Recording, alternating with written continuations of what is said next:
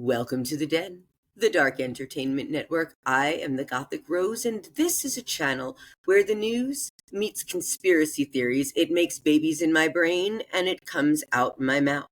If this is your type of content, be sure to like, follow, subscribe, and hit that bell, because I am not going to stop.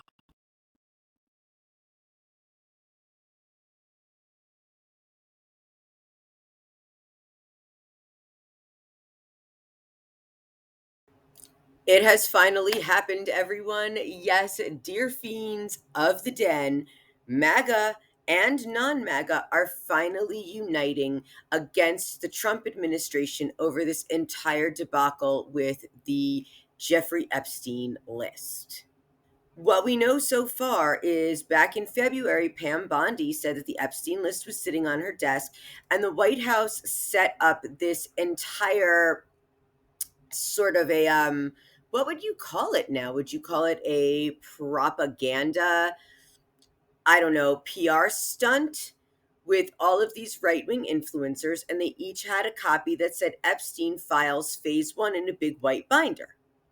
We all saw this. This is not cognitive dissonance. We all saw this. So now I'm willing and ready to listen to what these right wing influencers have to say, because they are going to tell me who is on the Epstein list.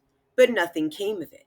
Now let's just go back to the Ghislaine Maxwell trial, because she was on trial for trafficking minors for Jeffrey Epstein. But now Pam Bondi of the DOJ, she's the Attorney General of the United States, and Donald Trump, the current president of the United States, who ironically was also president in 2019 when Jeffrey Epstein's unfortunate demise was met at the Brooklyn Detention Center, although Pam Bondi's trying to say that that 1 minute lapse in that prison footage is from 1999, not 2019, but it's from 2019.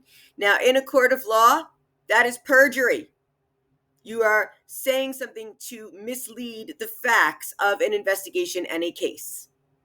So let's talk about Ghislaine Maxwell. In all its glory, in 2021, after a really trying trial, Ghislaine Maxwell was convicted for sex trafficking and conspiracy charges related to Jeffrey Epstein's abuse of minors. Now, here's where it gets interesting. She's currently serving a 20-year sentence and recently appealed to the Supreme Court that she is protected by Epstein's non-prosecution agreement in 2008. So there was some agreement that he had the first time he was arrested that he was not going to be prosecuted. So let's check out what that means. So here's the deal that Jeffrey Epstein got. So this is the 2008 non-prosecution agreement, NPA, between Jeffrey Epstein and federal prosecutors in Florida. Now, this is infamous for its sweeping prosecutions and secrecy, but here is a breakdown of the key elements and controversies. So the agreement included Epstein pled guilty to 2 state charges of soliciting prostitution, one involving a minor. He served 13 months in county jail with work release privileges.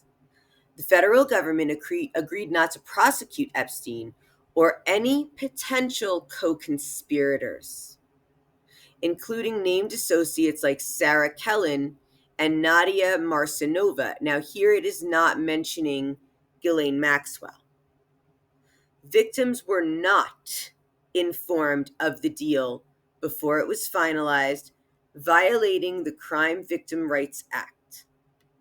Federal versus state jurisdiction. So the deal was brokered between U.S. Attorney Alexander Acosta, who later became Donald Trump's labor secretary, which shut down the federal investigation that had identified dozens of potential victims and implicated powerful individuals. So there was a lot of secrecy and immunity. This agreement was sealed until after it was approved, preventing victims from challenging it. It granted immunity to unnamed co-conspirators, which critics say may have protected influential figures. And the legal fallout, a federal judge ruled in 2019 that prosecutors violated federal laws by not informing victims. A 2020 DOJ report found that Acosta exercised, quote, poor judgment, though not criminal misconduct.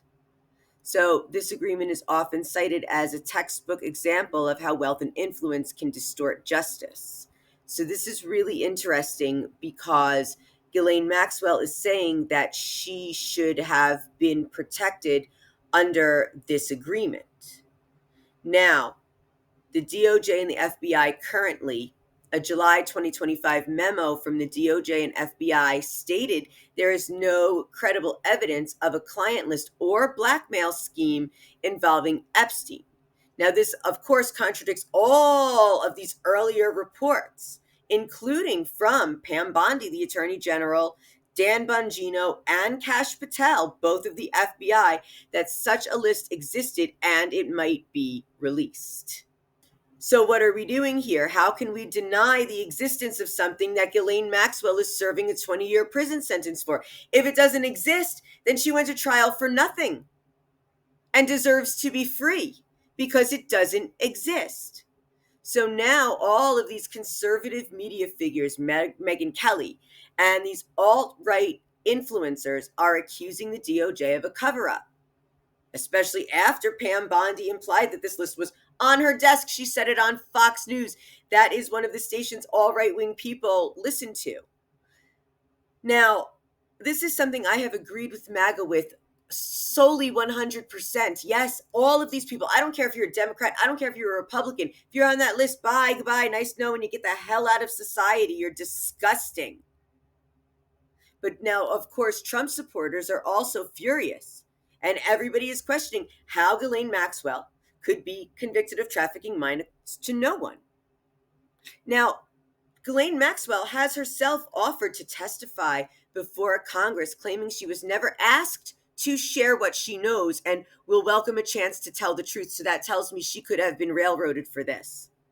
Now, there is speculation that she may be cooperating behind the scenes to reduce her sentence, but no plea deal has been confirmed. But they're not going to give her a plea deal if they want her to take the rap. And look who is in charge.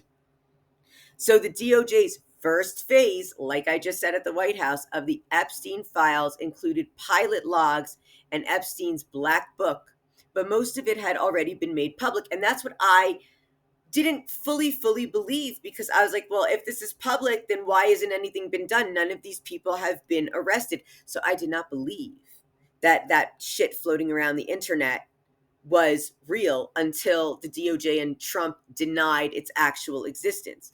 So now this newly released evidence list included disturbing items like nude photos, handcuffs, and recordings, but zero names, no names tied to these criminal charges. This is a master class in obfuscation, and that there's just no way to not fuel conspiracy theories about what is going on. So on tomorrow's episode, I am going to be going deeper into this and picking this apart. So be sure to follow along and sign up, because this is where my interest is now, because there are innocent people in jail. We know this.